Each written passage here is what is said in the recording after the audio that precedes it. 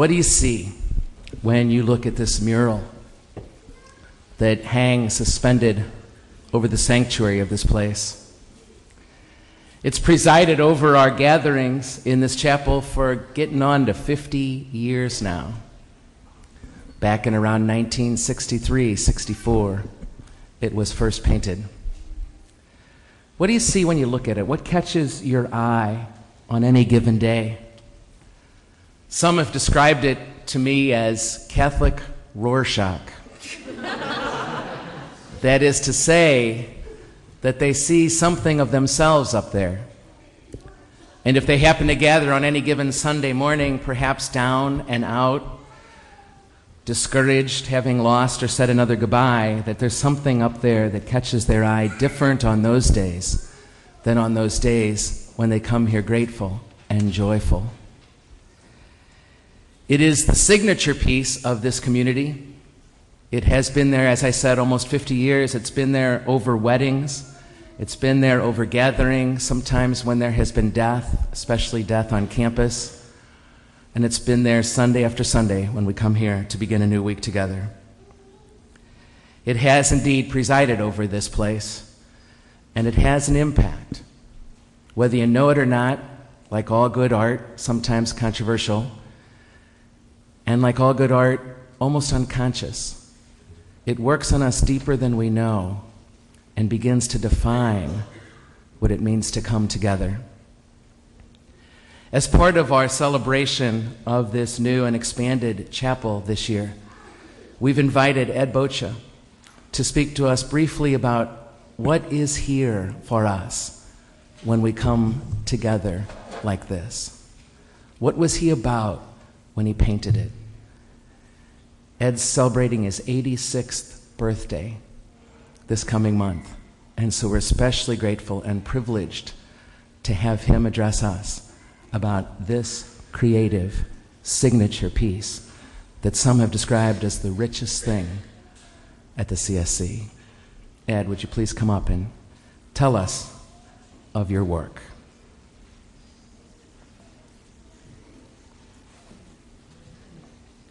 Ed used to be a professor of the School of Art at WashU back in those days. 86.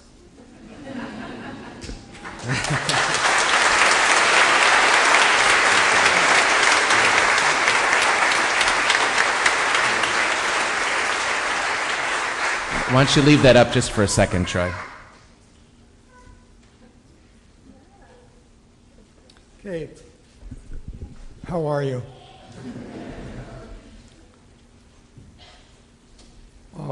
When Father asked me to write a poem about this painting, which I painted when I was very young, I had a devil of a time writing about it. Because when you express something that comes from the depth somewhere, when you express it in one form, it's not easy to express that same theme in another form, from visual to literature, you know. But anytime I'm asked to paint something, why don't you paint a dog jumping over a cat? I'm sorry, I can't paint it, because the theme does not come from me. There's a person inside the artist who tells him what to paint and how to paint. So the man you see standing here anyhow didn't paint this. You'd have to look inside me to find out who really did paint it.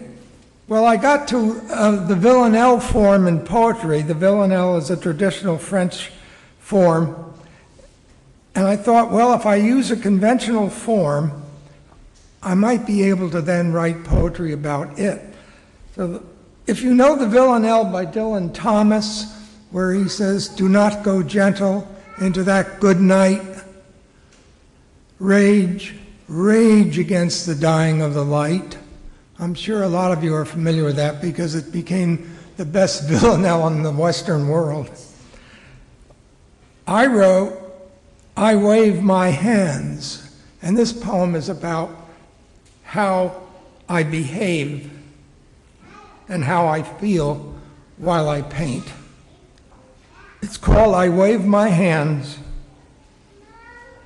I wave my hands and let the paint go. Some artists swing their brushes in the air. I learn by doing what I have to show. I see by looking. I touch what I know and paint while standing on a chair. I wave my hands and let the paint go. I mix my colors as a chef prepares dough. Stir and scoop with the greatest care. I learn by doing what I have to show. When art makes my body rise and glow, I paint the color yellow seen on a pear. I learn by doing what I have to show. I dream in paint, my colors flow. I groan, I squint, I often stare. I learn by doing what I have to show. In the future, they will know I gave to life internal flair. I wave my hands and let the paint go.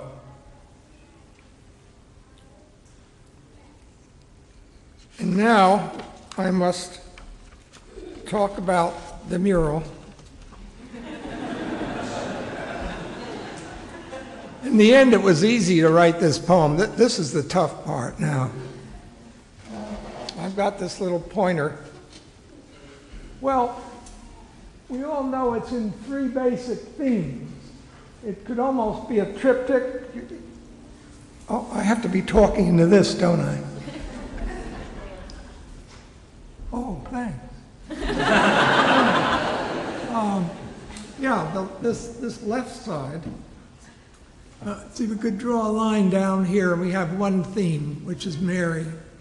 And to the right of this line is, of course, the crucifixion.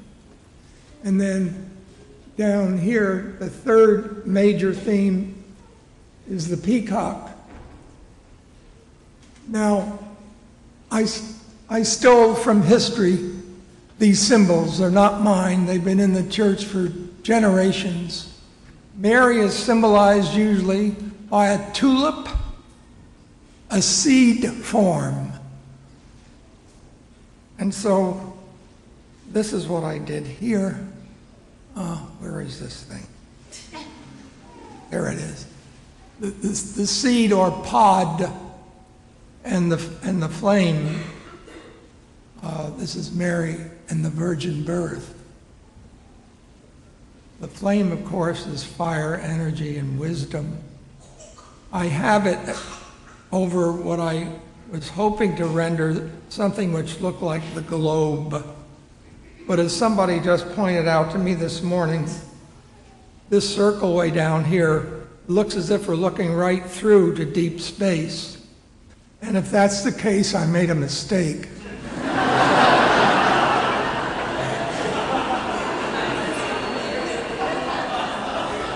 And that's what we painters have to put up with. I'll pull a painting out of the racks that I did 10 years ago, and it's so bad I've got to fix it up, you see. At the time I thought it was a masterpiece. But that's never ending. Now, the pelican, as you know, is the symbol for Jesus on the cross, suffering and giving his blood, because the story goes that the pelican pecks his chest and feeds his young. So this is why in the horizontal crossbar of the cross, I included the reverse curve of what you might see in a plank of wood, you know, the grain. But it also has to be at the same time a kind of a wing, a feather. And up here, this side of it is mostly feathered. But there is, what's going on with this thing? There is this, see this dark line. Once, in this movement, wants our eye to jump over this and pick this movement. So I dealt with a series of horizontals.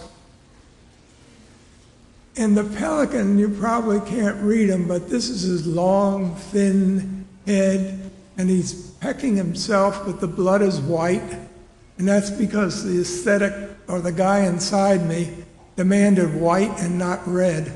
It's interesting, isn't it? Because I've used red elsewhere. But the dictate from within me said white. So there's a lot of white in this painting anyway. I go from the lightest key on the tonal scale, which is white, and I take all of my hues down the tonal scale and to black. So it's a full tonal range from white to black, which sets up great in and out contrasts.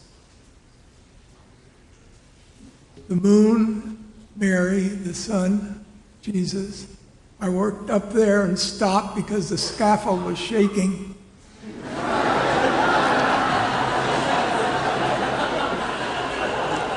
And I was in no mood to die. And here's the peacock, feathers connected to his body. He's not exhibiting that beautiful design that he has when he opens the feathers in the back. But I put the peacock over the sun here because it stands for immortality.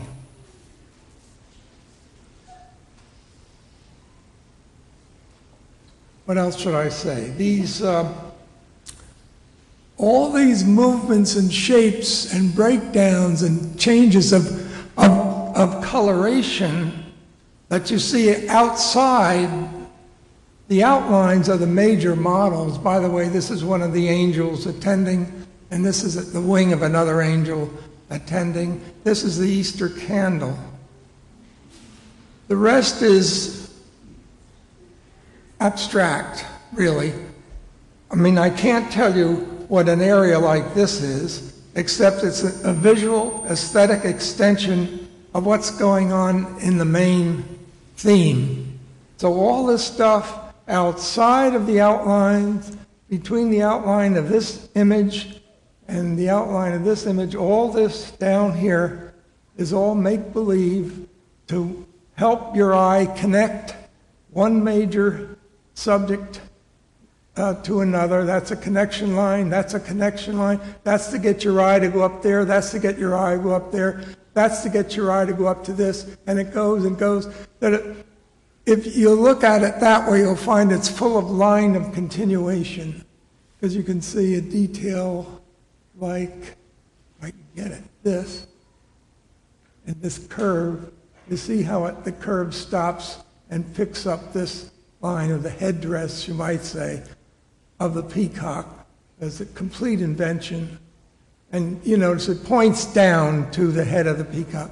As everything is connected, like the horizontal or the diagonal from the sun. It's straight, but the accoutrement, the abstract stuff between, is also straight line. Then one of the rays of the sun is reverse curve, and you'll find reverse curves elsewhere. Wherever I have to use a curve, it has to be used elsewhere. Wherever I have to use a circle, it has to occur elsewhere. The dead center, the visual dead center of this mural is this black dot here, which might be the eye of eternity. But it's mainly the physical center of the physical painting. It stands for something, but it has its aesthetic foundation. All of this stuff takes its form and its direction by virtue of the dictates of the grammar of art. This curve opposes this curve. This curve opposes this curve. Here's a reverse curve. There was one over there. Here's a straight curve. Here's a straight. Here's a straight, angle. It's made up of angles, corners, curves, and severe overlap. There are things over things.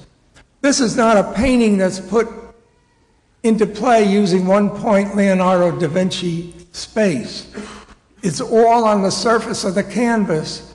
There's no platform here for our eyes to walk upon and mingle with the theme as you would in any great old master painting. Many figures on a floor plane. The artist creating enough deep space by virtue of perspective so that we feel we can walk right in there and walk around and in back of some of these creatures that are painted, which is after all a flat wall. When you see those great paintings where figures look so real and they're angels so real flying in the sky, they're three-dimensional, they're as real, as solid as we are. We have to remember that's all just a lot of fakery. That's all on a flat surface. That's why we marvel at the old masters now, because that's a talent that seems to have become quite lost. This painting represents flat on flat. We call the canvas surface the picture plane, and every time we attack the picture plane, we want to get the viewer to step along the surface of it, and that's the repeat of reds, the repeat of greens, the repeat of yellows. So wherever you go, you don't get stuck anywhere. You can't get stuck at the red sun because you've got the same red down here. You can't get stuck at the pink and the peacock because you've got it here in that accoutrement. Or then we get a cold green against a yellow warm green and a cold green again. So color has three qualities.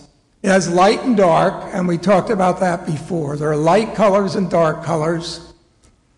There are warm colors and cold colors, and I took that all away because when we start using cadmium reds practically out of the tube like this, or up here, or in there, and up there, and up there, that's hot. So color can go from hot to cold, and some of these purples have some warm in them, but they're pretty cold. This is a pretty cold color compared to the warm, compared to the hot. So every time we squeeze out a color, we have to deal with its value. Is it a light yellow or a dark yellow I'm squeezing out? Is it a bright yellow or a dull yellow I'm squeezing out? And is it dark, light, hot, cold? Bright, dull. That's the third element of color that you can't escape. So I had to deal with colors that are dulled, grayed down. We call them neutrals. See this gray against the black? And this is like the pure value scale here. I remember when Picasso did Guernica, his great painting about the fascists bombing the town of Guernica, he used, if you look at that painting again, just black and white and grays. He didn't give himself the problem of dealing with color. He said, I got enough to do. I'm sweating enough. I'm trying to get this big thing under control. He put it through. There are photographs of it in stages, and it's amazing how many big changes he made on that big painting. But he stayed away from the problem of color. Make it a bit easier to solve. Sometimes it reproduces in color, and that's what drives me crazy, because it's just completely untrue. Well, I think, does that cover it?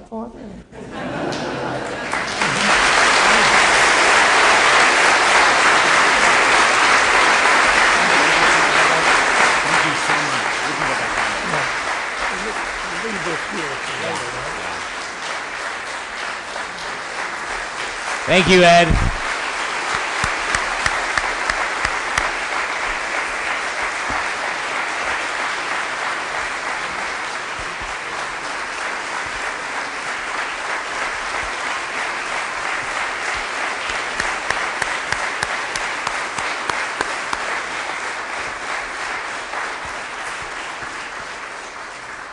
And so what presides over this place is the great mystery, if you heard it proclaimed in color and in texture and in plane and in light, the great mystery of creation, everything comes out of nothing, and the great mystery of redemption, that we are saved indeed. And the immensity of that relative to the action that happens right here is so that this whole event of the Eucharist is caught up into the Paschal mystery, that we are always being created and we are always being saved. Men and women together, always. This captures this. That's the presiding. That's the homily preached every Sunday when we gather. Let us profess what it is that we believe.